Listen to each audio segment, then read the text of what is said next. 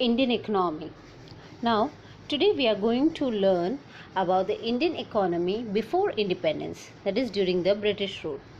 The East India Company and later the Western rulers, that is French, Dutch, Portuguese, and English, came to India getting attracted by her riches. However, during this time, there was conflict among the foreign rulers also to establish their own power over India, and they used armed power also. During the British rule, India's economy got ruined and people became poor. There were several negative and some positive aspects of British rule in India. The positive aspects are railway, roadways, banks, social structure. First, railway. The British established the railway infrastructure in India. The first railway ran in India between Boribandar, presently CST in Mumbai. So it was between Boribandar and Thane on 16th April 1853. By 1947, when India became independent, India's rail network spread to 53,000 km and served 68 lakh people. Second, roadways. The British created a good network of roadways in India. They set up PWD, Public Works Department. PWD used to raise several important and basic utilities needed by a city or town. By the end of 19th century, India's roads were spread to 2,78,420 km. This increased to 4,47,105 by 1943. 32% of these roads were concrete, that is Pakka roads, and 68% were Kacha roads. Third, bank. In India, private banks started in 1770 AD. By 1946 AD, there were more than 700 banks in India. The Reserve Bank of India, RBI, which is the apex bank today, was set up in 1935. Fourth, social structure. Certain wrong social practices that existed in India, such as prevention of female infanticide, sati pratha, etc., were abolished during the British rule. Let us continue with the second aspect, negative aspects. First, agriculture. Agriculture in India suffered from low revenues. Zamindari, that is landlordship system, was cruel acts of the British. The poor farmers were exploited in several ways and they became poorer. For example, when industrial revolution began in the British needed indigo for their textile industries. So they forced Indian farmers to grow more indigo. However, a farmer took a loan to grow indigo and incurred loss. The British government neither helped them nor waived off their loans. This way, the farmers started getting suppressed under the burden of debts. Second, land revenue. The East India Company got the right to collect land revenue from Indian kings. With this, they also got the right to collect land revenue from farmers who owned lands. Later, the British started collecting land revenues from the farmers via the zamindars. The British punished the farmers who failed to give revenues by confiscating their lands, that is, by taking their lands, or charging fines and so on.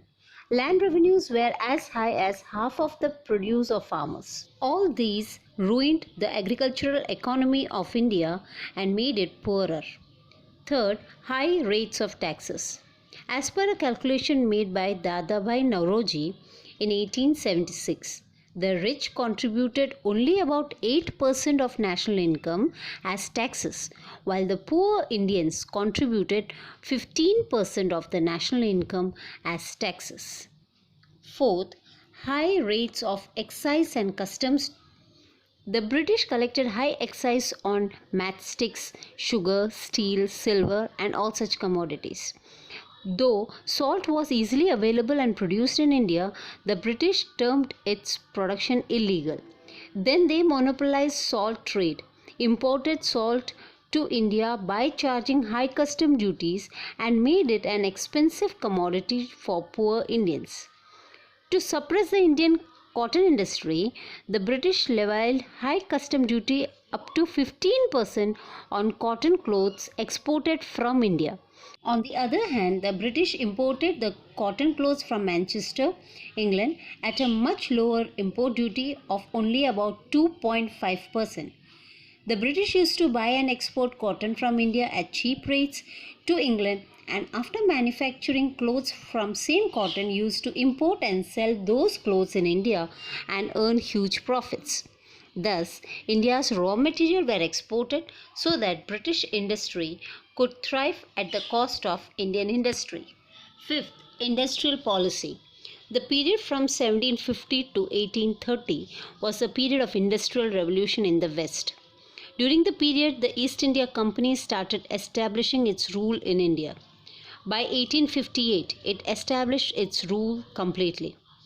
Due to unjust policies of the British government, the Indian investors had lost their confidence. Due to these reasons, the Indian industry did not develop much. Our industries produced only few light and consumer goods.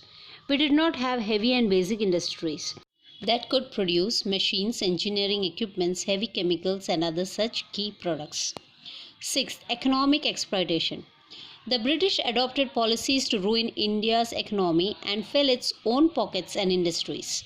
As a result, Indian resource and agriculture were ruined under the heavy burden of taxes and revenues and cruel and unjust policies. 7. Exploitation of artisans. The East India Company used to buy goods from Indian artisans at 15% to 40% lower price and sold them in the world at higher prices. This was an exploitation to artisans. Moreover, after the British government rule was set up, the British started selling goods manufactured in England at quite cheaper rates in India. This ruined the small-scale industries of India. 8. Investment pattern. The British invest only in those sectors of India which benefited the British. For example, they created railways and roadways to move their raw materials and goods for their industry. They invested in education to educate Indians so that such educated Indians could run the British administration. They did not allow Indians to obtain education in science and technical fields to restrict India's growth. They needed civil engineers for public work departments in India and in Britain and doctors for their treatments in India. So they started colleges for medicine and civil engineering in India for their own benefits. Thus, the investment pattern of the British was very selfish and they invested only in selected areas that could benefit them. 9th, payment burden. Over and above the huge salaries that the British used to draw from income earned from India, they were also paid a large sum as home charges to the British personnel in India.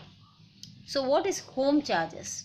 The home charges includes expenses of the British administration, maintenance of British Army, war expenses, pension to retired British officers, and other expenses made by Britain for maintaining her colonies.